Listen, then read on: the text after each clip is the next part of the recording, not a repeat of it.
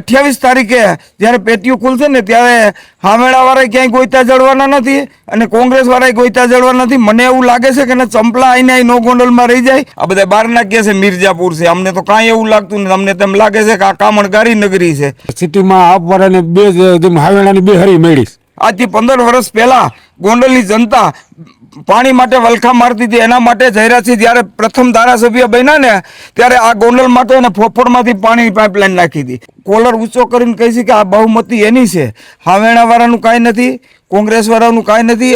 આ જે છે એ દેશના વડાપ્રધાન નરેન્દ્ર મોદી અને ગુજરાતના મુખ્યમંત્રી ભૂપેન્દ્ર પટેલનું વાવેલું છે. આ બધા કહે છે ને અડધી રાતનો હોકારો, એ વાત સાચી છે, અડધી રાતનો હોકારો જ છે ગણેશભાઈ. અને રામ મંદિર બનાવ્યું ને એક પણ ચકલું ફરકવા નહોતું દીધું ને આ જનતા આખા દેશની એને માને છે. ગુજરાતમાં સ્થાનિક સ્વરાજ્યની ચૂંટણીનો જંગ જામ્યો છે. કનેક તાલુકા પંચાયત, જિલ્લા પંચાયત અને નગરપાલિકા સાથે મહાનગરપાલિકાની ચૂંટણી છે. ત્યારે આપણે ગોંડલ વિસ્તારમાં છીએ, માર્કેટ યાર્ડમાં છીએ. એના લોકો આપણી સાથે છે, તેની સાથે સીધી વાત કરવાનો પ્રયાસ કરીશું. શું કહેશો, ચૂંટણીનો જંગ જામ્યો છે, 3 પાખ્યો જંગ છે, ત્યારે શું લાગી રહ્યું છે અત્યારે તમને? અત્યારે ખૂબ સ્થાનિક સ્વરાજની ચૂંટણી ચાલુ છે અને આપવાળાનું તો ક્યાંય છે જ નહીં એવું જ લાગે છે.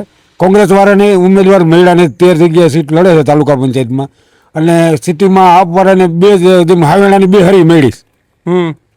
શું લાગે છે તાલુકા પંચાયત, જિલ્લા પંચાયત, નગરપાલિકામાં ક્યાં કોનું જોર દેખાય તમને? ભાજપનું બરોબર. હા, નગરપાલિકામાં 44 અમારી છે અને તાલુકામાં એમાં 22 સીટ છે, 22 અમારી છે, જિલ્લા પંચાયત 5 બહુમતીથી. પછી મતદાન નથી થયું, તમે તો વિજેતા બનાવી દીધા. હા, વિજેતા અગાઉ જ. કેનું કારણ શું છે? લોકો કામ કરેલા છે, સરકારના કામ છે. શું લાગે કાકા? ભાઈ કે છે સાચું છે? હા, સાચું છે. શું લાગે તમને? 44 માં નગરપાલિકા આવવાની છે, 22 તાલુકા પંચાયત ને 5 જિલ્લા પંચાયત. ગામના વિકાસમાં રોડ, રસ્તા, પાણી બધી સુવિધા અમારે આપેલી છે. શું લાગે છે તમને આ વખતે? તો બહારના લોકોને લાગે છે ચર્ચામાં, બાકી અહીં તો સ્થાનિક લોકોને ગોંડલમાં જલસા જ છે. અહીંના મજબૂત ધારાસભ્યો, અહીંના સ્થાનિક આગેવાનો, અહીંનું માર્કેટિંગ યાર્ડ, અહીંના ખેડૂતલક્ષી કામ અને અહીંના જે સરકારે જે વિકાસના કામ કર્યા છે એને ધ્યાનમાં રાખી અને લોકો મત દેવાના છે. અને એનાથી અમે કોલર ઊંચો કરીને કહી છે કે આ બહુમતી એની છે, હાવેણાવાળાનું કાંઈ નથી, કોંગ્રેસવાળાનું કાંઈ નથી. આ જે છે એ દેશના વડાપ્રધાન નરેન્દ્ર મોદી અને ગુજરાતના મુખ્યમંત્રી ભૂપેન્દ્ર પટેલનું વાવેલું છે. એ સરકારમાં એ અત્યારે ઉગી આવવાનું છે અને આ જનતા છે એ 28 તારીખે જ્યારે પેટીયું ખુલશે ને ત્યારે હામેળાવાળા ક્યાંય ગોઈતા જડવાના નથી અને કોંગ્રેસવાળા ગોઈતા જડવાના નથી. મને એવું લાગે છે કે ને ચંપલા આઈને નો ગોંડલમાં રહી જાય. આ જનતા અને જનાદેન છે એની વિકાસની જે કામગીરી છે એ વિકાસને લઈ અને જનતા મત દેવાની છે. કોઈ દાદાગીરીથી મત નથી દેવાની, આ વિકાસના મત છે. અને આ ગોંડલમાં જયરાજસિંહ જાડેજા આ 30 વર્ષથી શાસન કરે છે અને એ શાસન માર્કેટિંગ યાર્ડ હોય કે ગામડાનો ખેડૂતોનો વિકાસ હોય, ગ્રામ્ય વિકાસ હોય, પાણીના પ્રશ્નો હોય કે લાઇટના પ્રશ્નો હોય, આ ગોંડલ માટે જયરાજસિંહે આ ગોંડલની અંદર આજથી અમને જ્યારથી સાંભળે લગભગ 15 વર્ષથી આ બેડા સરઘસ અમને જોવા નથી મળ્યું. આજથી 15 વર્ષ પહેલા ગોંડલની જનતા પાણી માટે વલખા મારતી હતી. એના માટે જયરાજસિંહ જ્યારે પ્રથમ ધારાસભ્ય બન્યા ને ત્યારે આ ગોંડલ માટે અને ફોફોડમાંથી પાણીની પાઇપલાઇન નાખી હતી. એમાં છતાંય ગોંડલને પાણી પૂરું ન પડ્યું તો એને મારતા ઘોડે ગાંધીનગરમાંથી આપણી નર્મદાની લાઈન કેશુબાપાની સરકાર હતી અને સમાડીથી લાઈન જતી હતી વિસાવદર બાજુ, એ લાઈનનું મોઢું આમનું ગોંડલ તરફો ફેરવાવી અને ગોંડલને પાણી આપ્યું હતું. એ છતાંય ગોંડલને પાણી ન પૂરું પડ્યું તો ભાદરની પાઇપલાઇનનું પાણી અહીંયા નહોતું મળતું, એ પાણી ગોંડલને અપાયું. એ છતાંય ગોંડલને પાણી નહોતું પૂરું પડતું તો વિજયભાઈની સરકાર હતી અને આ જે 3 નંબરની લિંક હતી એ ક્યાંય પણ લિંક હતી જ નહીં. એ લિંક સરકારમાંથી તાત્કાલિક મંજૂર કરાવી અને આ ગોંડલની વેરીતાળોને ભરી અને ગોંડલની જનતાને પાણીનો આસ્કારો અપાયો હતો. ને તેની સાથોસાથ પણ ભાદર ડેમમાં પણ મોટામાં મોટી પાઇપલાઇન નાખી અને આ જનતા એના મત દેવાની છે.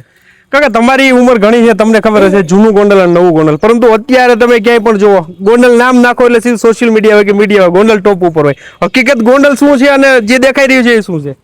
એ તો બહારના લોકોને દેખાય છે, બાકી સ્થાનિક લોકોને તો ગોંડલ છે એ આ બધા બહારના કહે છે મિર્જાપુર છે. અમને તો કાંઈ એવું લાગતું નથી. અમને તેમ લાગે છે કે આ કામણગારી નગરી છે. કારણ કે આ અહીંના તમે રોડ, રસ્તા, વિકાસ જનતા ગમે ત્યારે એ આ લોકોને બીજાને ખબર નથી કે આ ગોંડલની અંદર કેટલી ગુંડાગીરી હતી, આ માર્કેટિંગ યાર્ડમાં કેટલું ગોલમાલ ચાલતું હતું, ખેડૂતોનો માલની સલામતી નહોતી. એ આ બધી સલામતી કરીને તો જયરાજસિંહ જાડેજાની દેન છે. બાકી કેટલે આવીને ચૂંટણી લડીને વયા ગયા અને હજી આવશે હોતે આવે એ ભલે આવે. શું લાગે લોકો શું જોઈને મત આપતા હોય છે? પક્ષ જોઈને આપતા હોય છે, ઉમેદવાર જોઈને આપતા હોય છે? લોકો માત્ર ને માત્ર ભારતીય જનતા પાર્ટીના કામગીરી અને ભારતીય જનતા પાર્ટી અને વડાપ્રધાન દેશના વડાપ્રધાનને જોઈને મત આપે છે. અને આ પાર્ટી એવી છે, સનાતન ધર્મને માનવાવાળી પાર્ટી છે. જ્યારે કોંગ્રેસની સરકાર હતી ત્યારે આપણા દેશની અંદર જ્યારે રામ મંદિરનો મુદ્દો આવતો ત્યારે ત્યાં લોહીની નદીઓ વહેતી થઈ ગઈ હતી, રેલ ઉથલાવી નાખતા હતા. આવા બધા મુદ્દાઓ હતા. જ્યારે આ દેશના વડાપ્રધાન સૈનિક બની, ગુજરાતનો વડાપ્રધાન બની અને રામ મંદિર બનાવ્યું ને, એક પણ ચકલું ફરકવા નહોતું દીધું ને. આ જનતા આખા દેશની એને માને છે. શું કહેશો વડીલ કાકા જે રીતે વાત કરી રહ્યા છે, તમને શું લાગી રહ્યું એટલે છે? તો ખેડૂત છે ભાઈ. પણ મતદાન તમે કરવાના છો, તમે જ મતદાન નક્કી. કરવાના, ભાજપ જ કરવાના મતદાન. શું લાગે તમને આ વખતે? આ વખતે ભાજપ જ આવે. એમ કેમ એટલો બધો કોન્ફિડન્સ ક્યાં કારણે છે? વિકાસ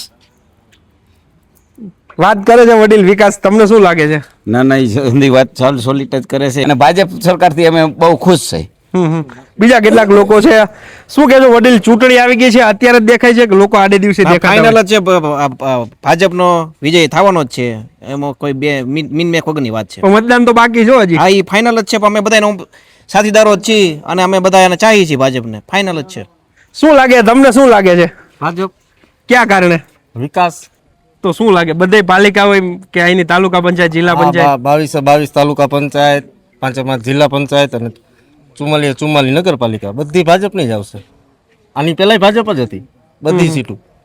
લોકો શું જોતા હોય છે? સ્થાનિક મુદ્દા જોતા હોય છે કે પછી કામ થાય એ જ જોતા હોય છે કે પોતાનું પણ જોતા હોય છે? કામ ગમે ત્યારે અડધી રાતે અહીંયા ગોંડલમાં અમારે બધા કામ થાય છે. ધારાસભ્ય ગીતા બારિયા, એ જયરાજસિંહ, ગણેશભાઈ, આખો પરિવાર કે સતત લોકોના કામ, લોકોની વચ્ચે ગમે તે કામ હોય, જ્યાં બધા કહે છે ને અડધી રાતનો હોકારો, એ વાત સાચી છે. અડધી રાતનો હોકારો જ છે ગણેશભાઈ. ક્યાં બીજા અહીંના હવે એવા ક્યાં કામો બાકી છે કે હવે એવું લાગે છે કે આ ચૂંટણીમાં ચૂંટાયા બાદ થશે એવા કામો ક્યાં? લગભગ કાંઈ કામ બાકી નથી. તમે જોવો છો રોડ, રસ્તા, ગટરું, સ્ટ્રીટ લાઇટ સિટીમાં. એ તમારે ગોંડલમાં હમણાં આઇકોનિક રોડ બને છે, બધું કમ્પ્લીટ છે. એવા ક્યાં મુદ્દા હતા કે લોકો હજી ઉદાહરણ દે કે ભાઈ પહેલા આમ હતું ને અત્યારે આમ છે? આ ભગવતસિંહનું ગોંડલ છે, પણ કોંગ્રેસે અહીંયા આ જનતા માટે એવું નિકંદર કાઢી નાખ્યું છે કે અમારા ગોંડલના સર ભગવતસિંહના 2 બ્રિજ હતા, એ બ્રિજને કાગળ ઉપર ડેમેજ કરી અને લગભગ 50%થી ગોંડલની જનતાને જે વિસ્તાર છે ને એના પગમાં બેડી જડી છે. કારણ કે અમારા જે ખેડૂતો લક્ષી માલ હોય, યાર્ડમાં આવતો હોય, ભાવનગર છે, અમરેલી છે, એ વિસ્તારના લોકોને જે ગોંડલમાં પ્રવેશ કરવાના થાય, બંને પુલ ઉપર ઇંગલ મરાવી અને મોટું પાપ કર્યું છે જનતા માટે. એના માટે લગભગ માનો ને કે ચોમાસું હોય તો સુરેશ્વર ડેમને સલકાણો હોય તો 30 કિલોમીટર ફરી સરકારી બસોને અને આ બધાને અહીંયા આવવું પડતું હતું. આ મોટામાં મોટું પાપ કર્યું હોય તો કોંગ્રેસે ગોંડલમાં કર્યું છે.